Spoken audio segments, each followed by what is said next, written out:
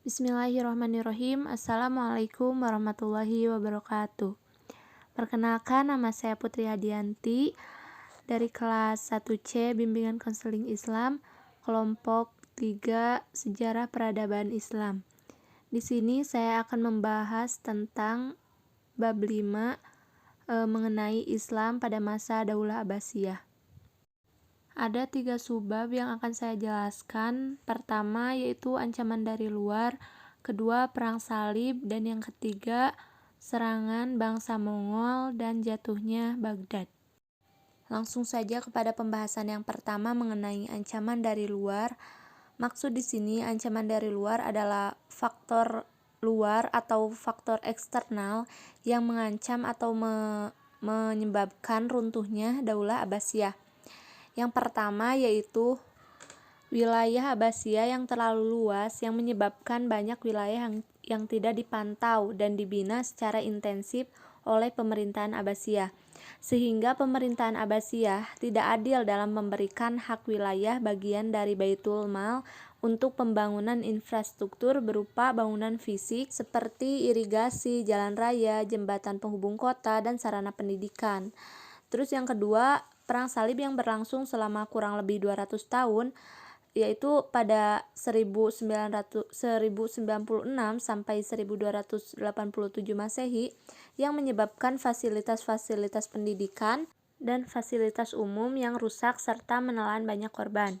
Yang ketiga, serangan tentara Mongol pada tahun 1220 Masehi oleh penguasa Timur Leng, yaitu Genghis Khan. Yang keempat, berdiri Kerajaan Turki Utsmani tahun 1292 Masehi, yang pada awalnya Turki Utsmani bertujuan untuk menyelamatkan wilayah-wilayah Abbasiyah yang telah dihancurkan oleh pasukan Mongol. Tetapi muncullah perang terbuka dengan wilayah-wilayah Abbasiyah yang berdekatan dengan wilayah Turki Utsmani. Lanjut ke pembahasan yang kedua tentang Perang Salib. Perang Salib adalah sebutan bagi perang-perang agama di Asia Barat dan Eropa antara abad ke-11 sampai abad ke-17 yang disokong dan ada kalanya diarahkan oleh Gereja Katolik. Perang Salib ini dicetuskan pertama kali oleh Paus Urbanus II pada tahun 1095 dalam sidang Konsili Clermont. Ia mengimbau hadirin untuk angkat senjata membantu Kaisar Romawi Timur melawan orang Turki Saljuk dan untuk melakukan berziarah bersenjata ke Yerusalem. Imbauannya ditanggapi dengan penuh bersemangat dan seluruh lapisan masyarakat Eropa Barat.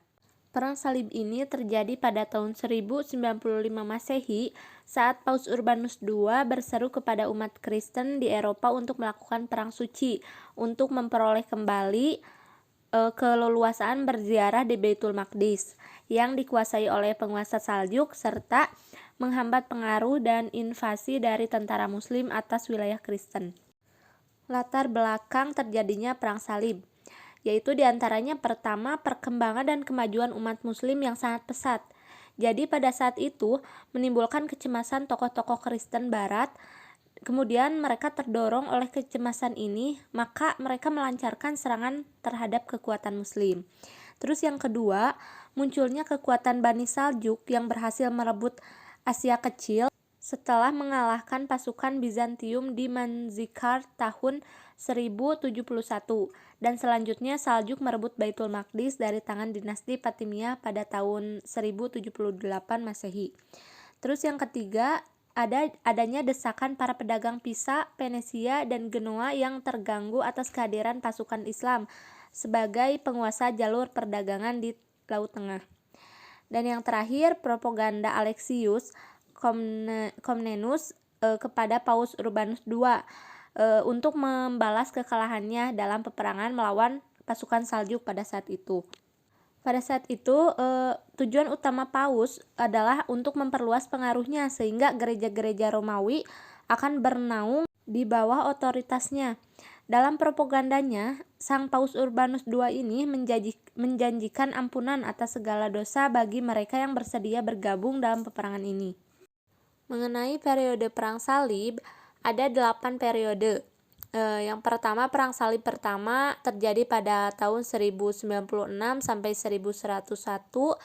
Terus Perang Salib kedua terjadi pada tahun 1145 sampai 1150. Perang Salib ketiga tahun 1188 sampai 1192. Perang Salib keempat pada tahun 1202 sampai 1204. Perang Salib kelima pada tahun 1217. Perang Salib ke-6 pada tahun 1226 sampai 1239, Perang Salib ke-7 tahun 1249 sampai 1254, dan Perang Salib terakhir yaitu Perang Salib ke-8 pada tahun 1270. Tentunya Perang Salib yang terjadi mempunyai dampak bagi bangsa Eropa maupun sekitarnya. Apa sih dampak-dampak yang dihasilkan atau yang ditimbulkan dari kejadian Perang Salib ini? Yaitu pertama, Perang Salib merupakan pembuka jalan bagi bangsa Eropa dalam memperluas perdagangan dan perniagaan terhadap bangsa-bangsa timur. Jadi Perang Salib terjadi dapat membuka jalan bangsa Eropa dalam memperluas perdagangannya atau perniagaannya. Terus yang kedua, timbulnya kegiatan penyelidikan bangsa Eropa mengenai berbagai seni dan pengetahuan yang penting dan berbagai penemuan yang telah dikenali oleh di timur, misalnya kayak kompas, kelautan, kincir angin, dan lain-lain. Terus yang ketiga, mereka juga menyelidiki sistem pertanian, dan yang lebih penting adalah mereka mengenali sistem industri timur yang lebih maju. Kemudian yang keempat, setelah mereka kembali ke negerinya, yaitu Eropa, mereka mendirikan sistem pemasaran barang-barang produk timur, sehingga masyarakat barat itu semakin menyadari bahwa betapa pentingnya produk-produk tersebut. Lanjut ke pembahasan terakhir, yaitu tentang serangan bangsa Mongol dan jatuhnya Baghdad. Sebelumnya perlu kita ketahui mengenai asal-usul bangsa Mongol. Dalam buku Ensiklopedia Islam disebutkan Mongol adalah sebuah bangsa yang berasal dari pedalaman Siberian yang datang dari arah utara menuju ke wilayah Mongolia, sehingga mereka menamakan dirinya sendiri sebagai putra serigala berbulu hijau dan sebagai rusa tak bertanduk, dan kehidupan mereka ibarat kehidupan binatang. Kemudian ada versi lain yang menyebutkan bahwa bangsa Mongol ini berasal dari daerah pegunungan Mongolia yang membentang dari Asia Tengah sampai ke Siberia Utara, Tibet Selatan, dan Manchuria Barat, serta Turkistan Timur. Nenek moyang mereka bernama Alanja Khan yang mempunyai 2 putra kembar, yaitu Tartar dan Mongol. Kedua putra itu melahirkan 2 suku bangsa besar, yaitu Mongol dan Tartar, sehingga mungkin mereka disebutlah bangsa Mongol gitu. Jadi terus dalam rentan waktu yang sangat panjang, kehidupan bangsa Mongol tetap sederhana. Pada saat itu, mereka juga mendirikan kemah-kemah dan berpindah-pindah dari satu tempat ke tempat lain, mengembala kambing, dan hidup dari hasil buruan. Mereka juga hidup dari hasil perdagangan tradisional seperti mempertukarkan kulit binatang dengan binatang lain, baik di antara sesama mereka maupun dengan bangsa Turki dan Cina yang menjadi tetangga mereka. Sebagaimana umumnya, bangsa nomad atau orang-orang Mongol mempunyai watak yang kasar, suka berperang, dan berani menghadang maut dalam mencapai keinginannya. Akan tetapi, mereka juga sangat patuh kepada pemimpinnya. Mereka menganut agama Samania atau yang disebut dengan Samanisme, yaitu menyembah bintang-bintang dan sujud kepada matahari yang sedang terbit. Kemudian kehancuran Baghdad dan kemunculan bangsa Mongol. Jadi ketika jatuhnya kota Baghdad, yaitu pada tahun 1258 Masehi, ke tangan bangsa Mongol, bukan saja mengakhiri khilafah Abbasiyah di sana, tetapi juga merupakan awal dari kemunduran politik dan peradaban Islam. Karena Baghdad pada saat itu sebagai pusat kebudayaan dan peradaban Islam yang sangat kaya dengan khazanah ilmu pengetahuan itu, ikut pula lenyap di bumi hanguskan oleh pasukan Mongol yang dipimpin oleh Hulagu Khan. Nah, di antara catatan sejarah mengenai kebiadaban orang-orang Mongol ialah catatan sejarawan terkemuka Ibnu Athir dan ahli geografi yaitu Yaqut al-Hamawi. Menurut mereka, tokoh-tokoh muslim terkemuka kemudian amir, panglima perang, tabib, ulama, budayawan, dan lain sebagainya, itu tewas dalam keadaan mengenaskan, seperti kepala mereka dipenggal, dipisahkan dari badannya, karena dikhawatirkan ada yang masih hidup dan berpura-pura mati. Sebagaimana disebutkan dalam buku Ensiklopedia Islam tadi, bahwa kehidupan bangsa Mongol ini seperti binatang, sehingga mereka pun memperlakukan manusia layaknya seperti binatang, berperilaku biadab dan tidak mempunyai rasa kemanusiaan. Kemudian latar belakang serangan bangsa Mongol. Pada tahun 1255, Hulagu dikirim oleh saudaranya Mongke, yaitu The Great Han, pada tahun 1251 sampai 1258 untuk menaklukkan wilayah yang dikuasai kaum muslimin di Timur Tengah dan memerintahkan kepadanya agar tidak menghancurkan setiap daerah yang menyerah, tetapi sebaliknya harus membumi hanguskan setiap daerah yang memberikan perlawanan. Kemudian Hulagu merencanakan akan menaklukkan wilayah muslim, Lurs, di daerah Iran.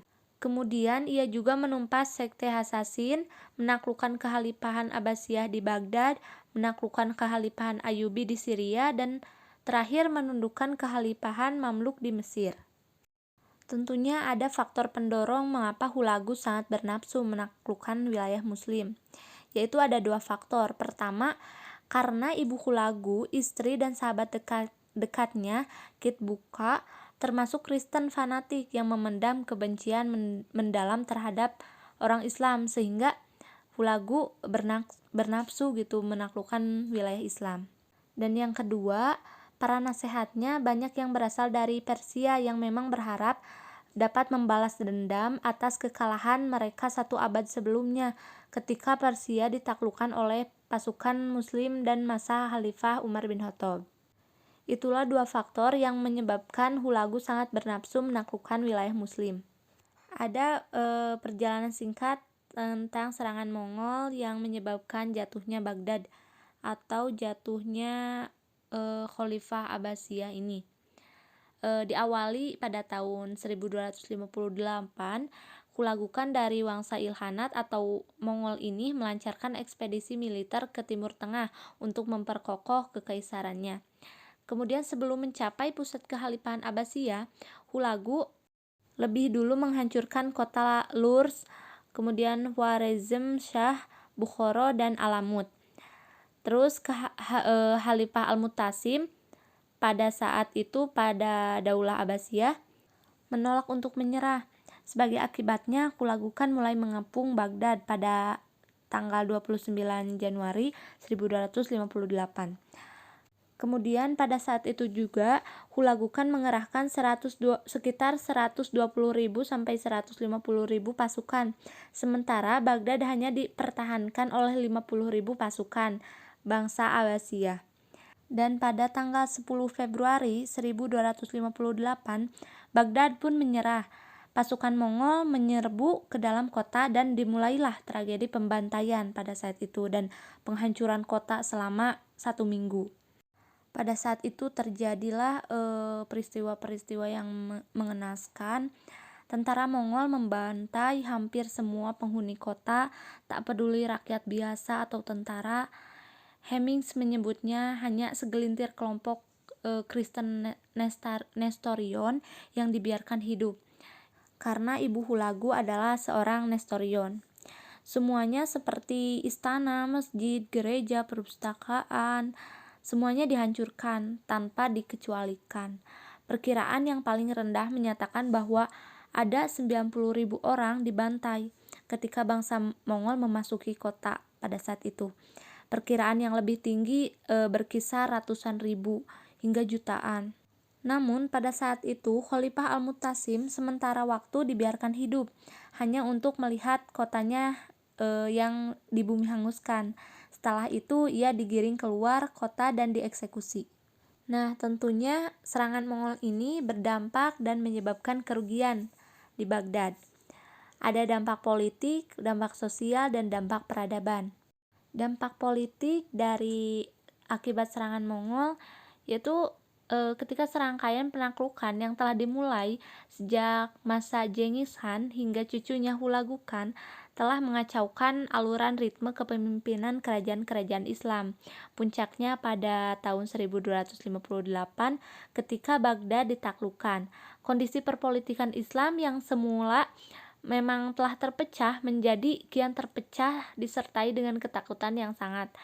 Namun begitu, di balik setiap kejatuhan tentunya akan timbul sebuah atau suatu kebangkitan.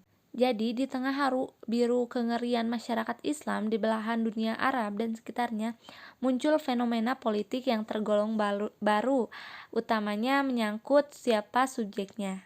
Terus dampak sosial. Serbuan bangsa Mongol membuat sektor pengiriman barang dari Baghdad ataupun pengiriman barang ke Baghdad menjadi lumpuh. Dengan tidak adanya aktivitas ini, dapat dipastikan kehidupan ekonomi masyarakat Baghdad telah hancur lebur. Pasar-pasar juga bisa dipastikan sepi, mengingat banyak orang yang menjadi korban. Di samping itu, langkanya sumber penghasilan ikut pula membawa masyarakat dinasti Abbasiyah yang masih tersisa mengalami masa-masa ekonomi sulit, yang artinya mereka juga kehilangan kesejahteraan sosialnya. Perlu kita ketahui posisi Baghdad yang merupakan jalur penting dalam peta perdagangan Cina Mediterania kehilangan masa keemasannya. Bahkan dalam perdagangan di Samudra Hindia, dinasti Abbasiyah sebelum dikenal memiliki hubungan erat dalam aktivitas perdagangan maritim dengan Cina. Tapi pasca serbuan bangsa Mongol ini, daerah-daerah di Irak dan Iran amat lambat dalam mengejar ketertinggalannya. Akibatnya posisi Baghdad sebagai titik penting jalur dagang kemudian diambil alih oleh daerah Islam lainnya.